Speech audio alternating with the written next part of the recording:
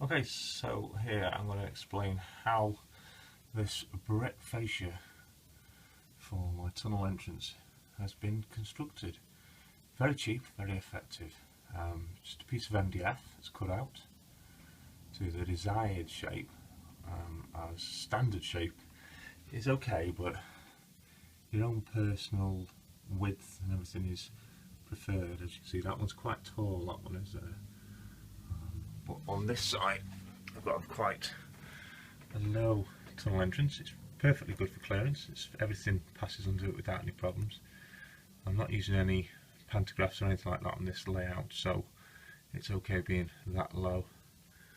Then on this side, so using simple card we can create this effect. So I'm going to try and show you bit by bit how to do the tunnel.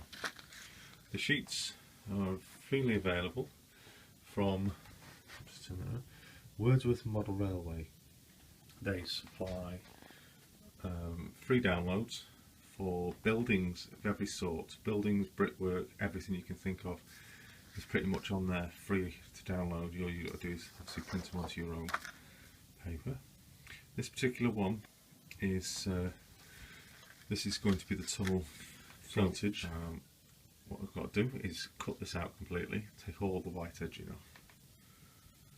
Okay, so I'm going to do this now, so I'm not going to bore you with all the cutting out. So I'm going to trim that off and then measure the height of there and cut the desired height down to the base for the tunnel entrance.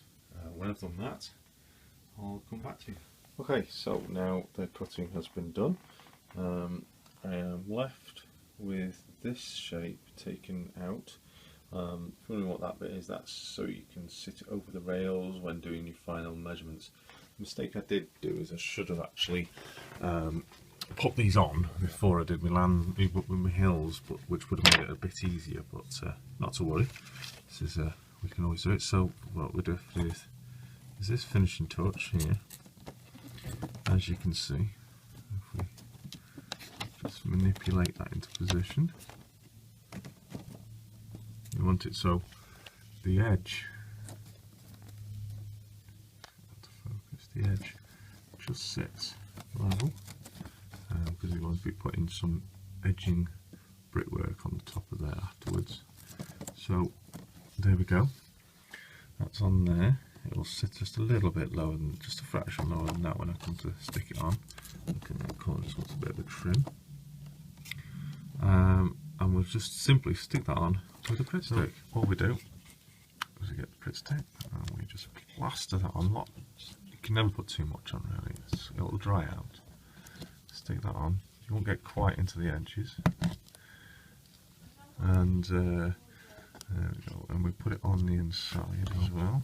Also, ready for the second stage, you need to plaster Pritt stick into the edging.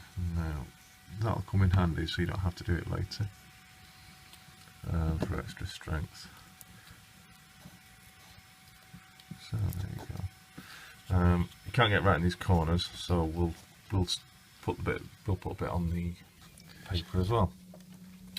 So we've now put a little bit on the paper itself, so now we stick it on. I say this is cheap and simple way to brick effect the tunnel mouths. Now I know what you're all thinking, but you blocked the tunnel off. But no, that's not the situation. What we're going to do is we're going to now cut the archway out for the second part of this tunnel entrance. Just make sure that's nicely stuck down. Now this is a bit where you definitely need a sharp craft knife. Unfortunately, mine's not brilliant, but it's adequate just about. So what you need to do is find where your edging finishes, just poke the knife through, and then follow the curve around as best as possible. It doesn't have to be perfect. Just holding on to what you've already stuck down. You might just lift it, you might just have to stick it back down. There you go. It doesn't have to be perfect straight away, you can come back to it and finish it off a bit more.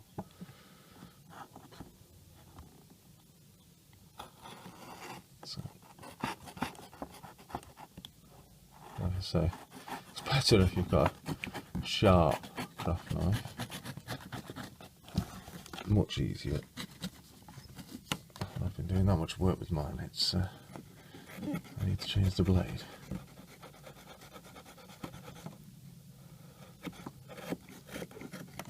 Okay, so there, that's dispose of that. Save it because you might use it later. Now you just need to tidy the edges up a little bit. It doesn't need to matter as it's perfect because your edging will cover up any slight miscuts.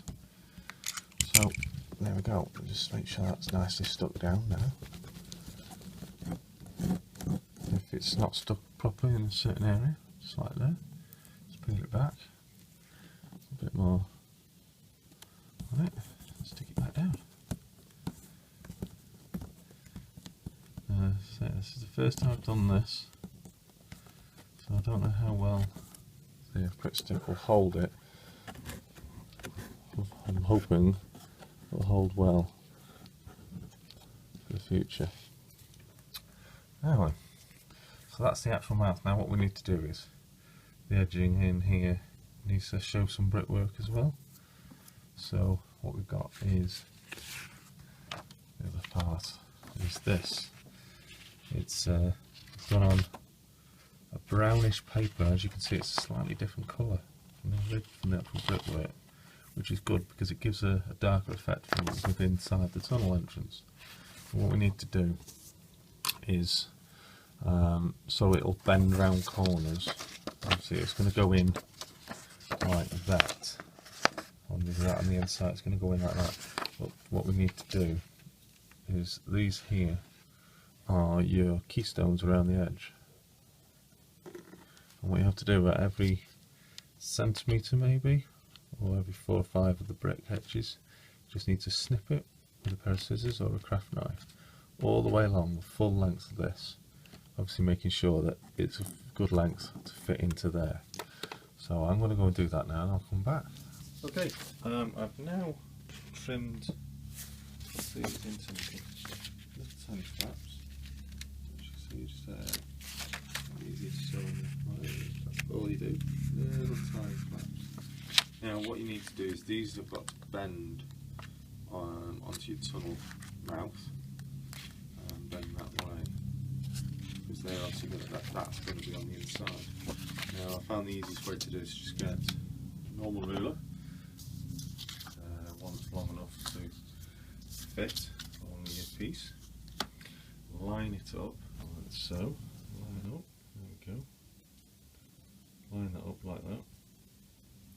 And then, keeping a firm grip on that, lift this up to create a crease. Obviously you need them to go the correct way, which is this way. So I'm going to do that now, and then we will move on and apply it to the tunnel mouth.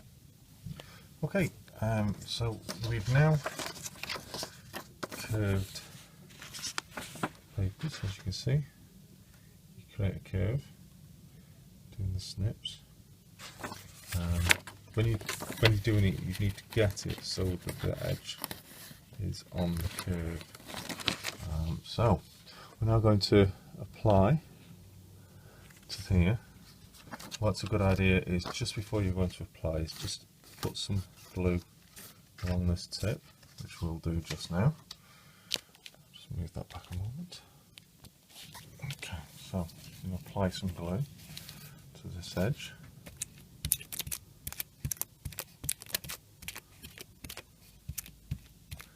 Don't worry about putting too much on, it won't matter.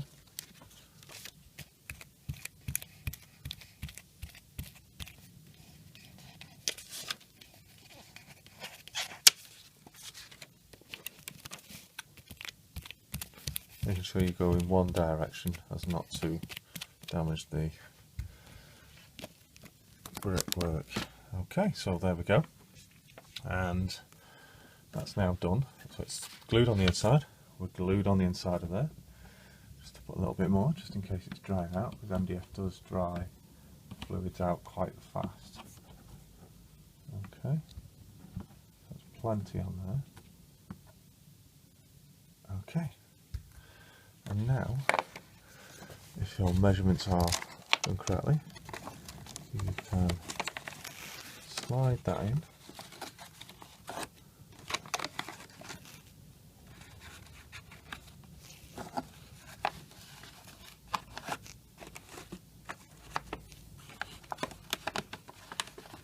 Slide that in, there we go. Just to the point. And now all we do is fold these over.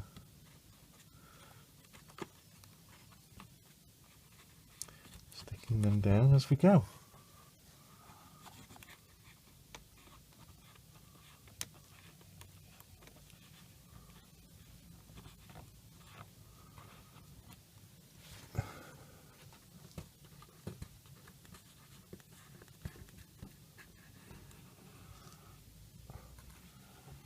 And there we go. Tunnel mouth done. That's quite effective.